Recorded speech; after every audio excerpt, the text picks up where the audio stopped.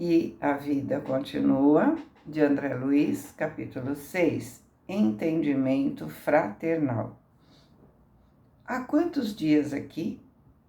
Positivamente não sei, adiantou Ernesto, denotando fome de conversa. Vamos lembrar que no capítulo anterior a Evelina encontrou o Ernesto lá no pátio, né? E completou. Tenho matutado bastante naquele nosso entendimento de Poços de Caldas, acalentando sempre a esperança de revê-la.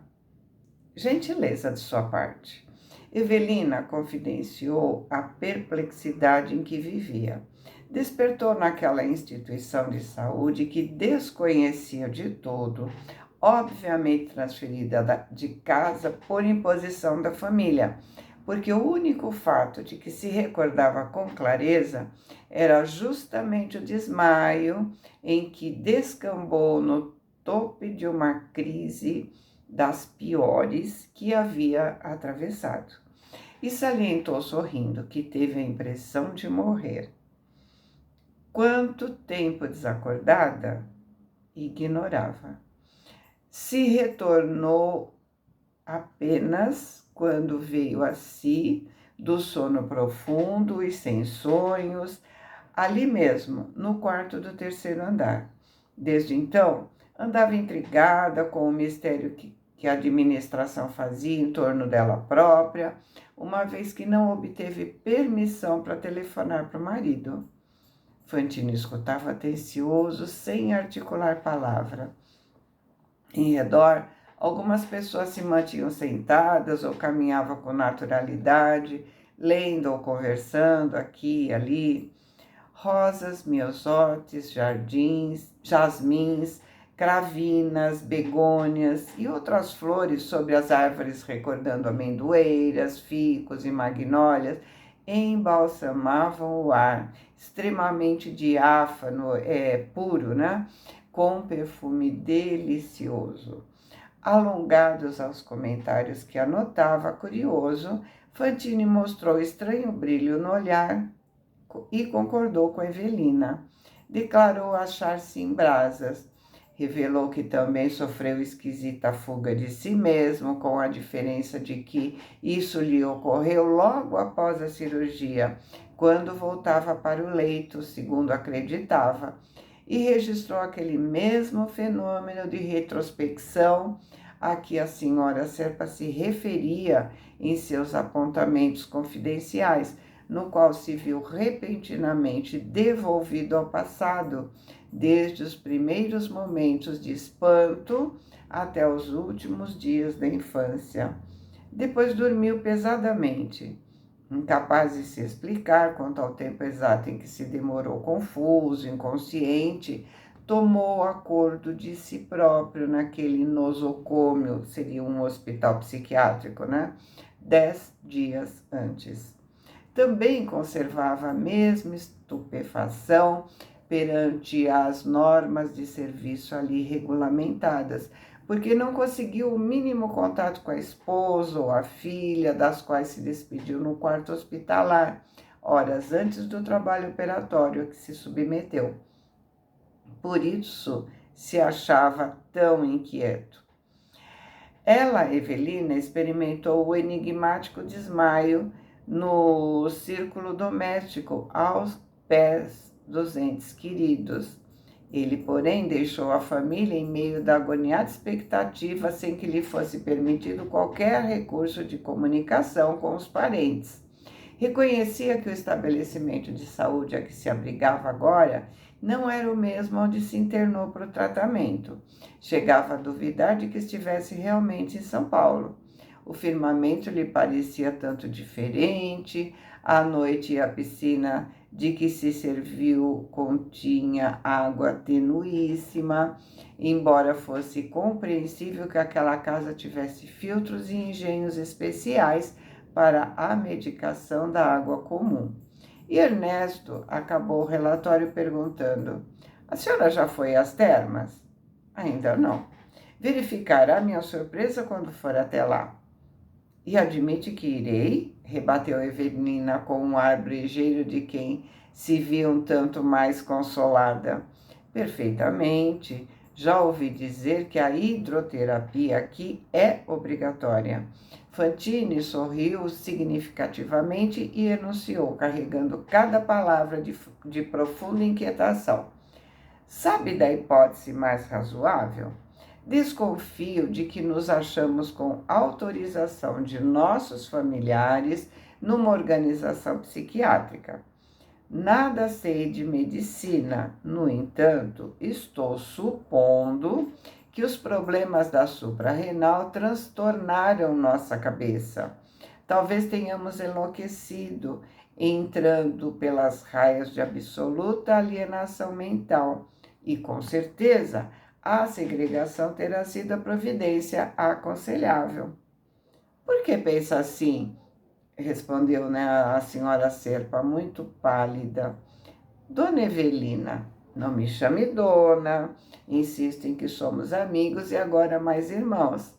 Seja, aqueceu Fantine e continuou.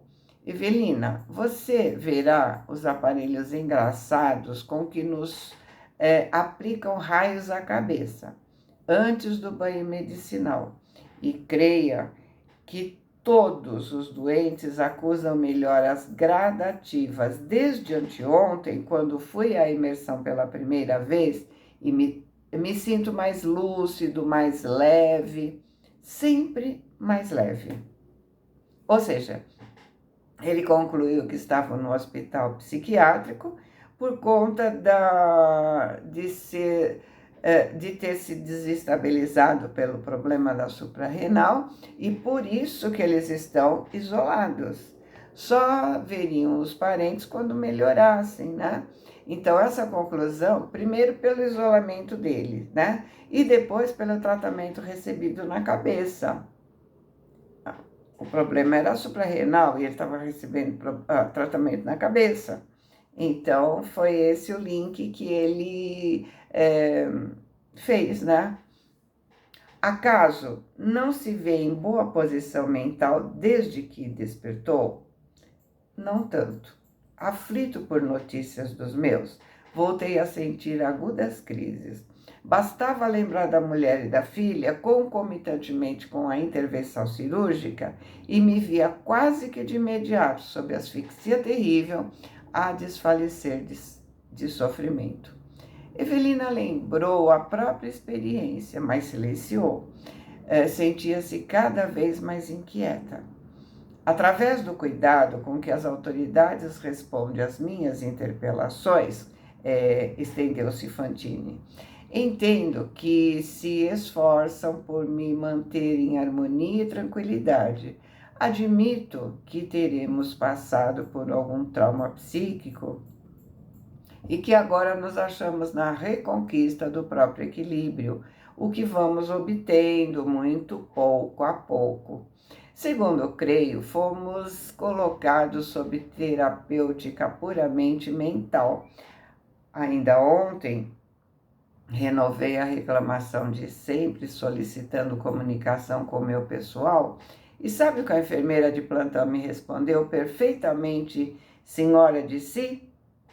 E aí a Evelina ficou esperando a resposta, né?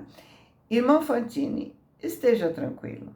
Seus familiares estão informados de sua ausência. Mas não querem conversar comigo? Nem me chamam ao telefone? Perguntei. E a assistente respondeu, sua senhora e sua filha sabem que não podem aguardar tão cedo a sua presença em casa. Porque eu recalcitrei, quer dizer, eu não cedi, né? Exigindo providências, a moça declarou, por enquanto, isso é tudo o que eu posso lhe dizer. Ou seja, ela não está mentindo, né? Muitos demoram muito tempo para poder rever a família. Nós já vimos vários casos que André apresentou em cada livro, né? Que cada caso é um caso.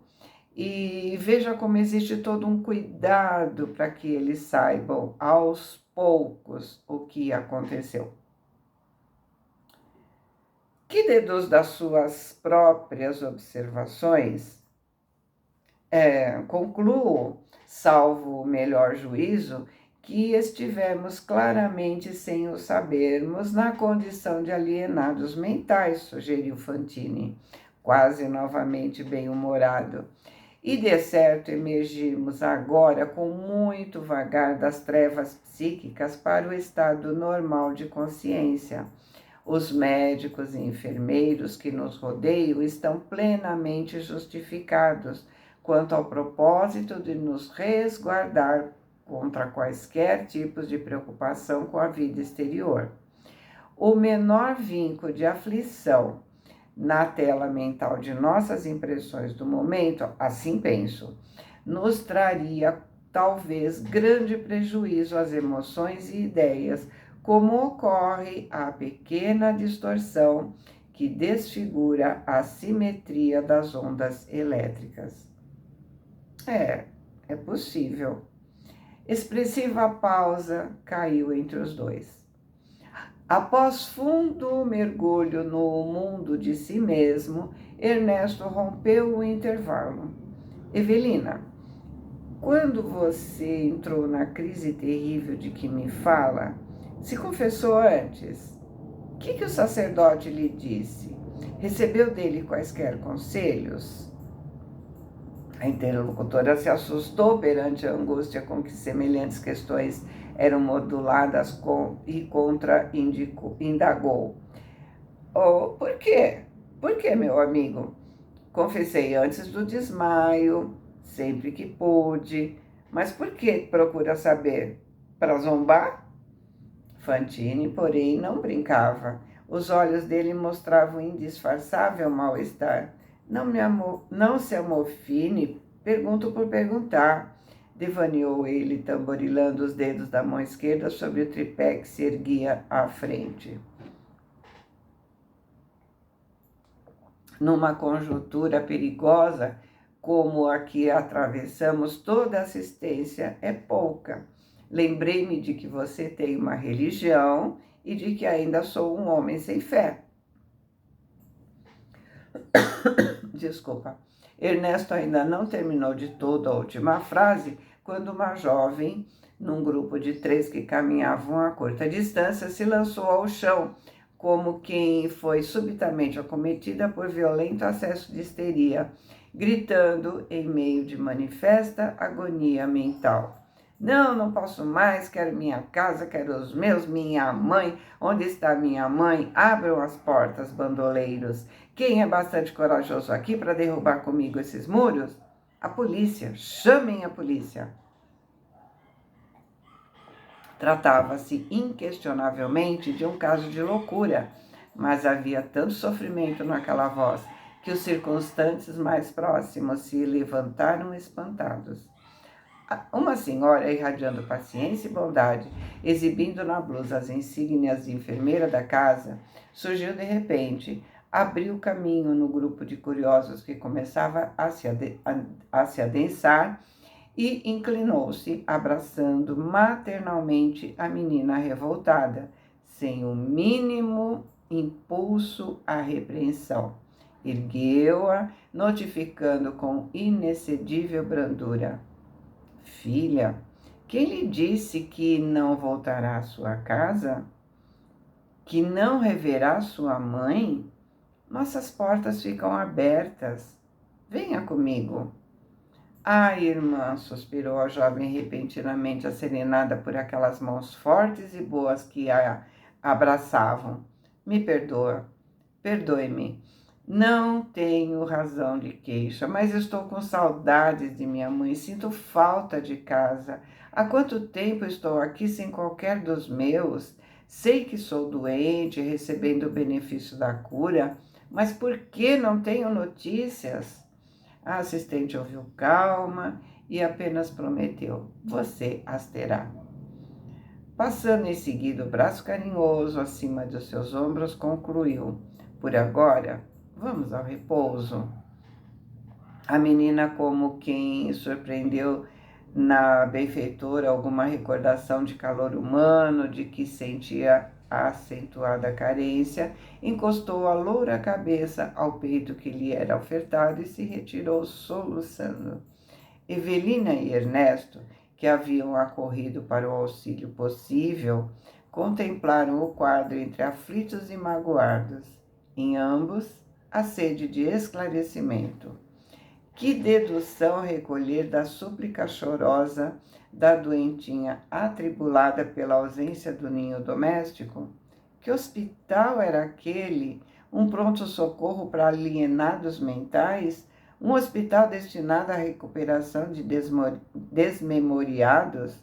No impulso de curiosidade que não pôde mais conter, Evelina se aproximou de uma senhora simpática que acompanhou a cena, denotando aguda atenção, e cujos cabelos grisalhos lhe recordaram a cabeleira materna, e assuntou com discrição. Desculpe-me, senhora, não nos conhecemos, mas a aflição em comum nos torna familiares uns aos outros. A senhora pode dar alguma informação sobre a pobre menina perturbada? Eu, redarguiu a interpelada e advertiu, minha filha, eu aqui praticamente não sei da vida de ninguém. Mas escute, por favor, sabe onde estamos? Em que instituto? A senhora chegou mais perto para Evelina, mais perto de Evelina, que por sua vez recuou para junto de Fantine e cochichou. A senhora não sabe? Diante do assombro indisfarçável da senhora Serpa, dirigiu o olhar penetrante para Ernesto e acrescentou: E o senhor? E Fantine comunicou cortês: Nada sabemos, pois alguém já me disse que estamos todos mortos, que já não somos habitantes da terra. Fantine sacou o lenço do bolso para enxugar o suor que passou a escorrer abundantemente da sua testa, enquanto Evelina cambaleou prestes a desfalecer. Então, por isso que a notícia vem aos poucos, né? A desconhecida estendeu os braços à companheira e recordou, preocupada: Minha filha, contenha-se. Aqui temos dura disciplina. Se mostrar qualquer sinal de fraqueza ou rebeldia, não sei quando voltará a este pátio. E Ernesto interveio: Repousemos. E dando o braço a Evelina, ao mesmo tempo que a dama prestimosa ajudava a escorá-la, os três rumaram para largo assento próximo, sob grande ficus, onde passaram a descansar. E assim, André termina esse capítulo, né? Boa semana, fiquem com Deus, amo vocês.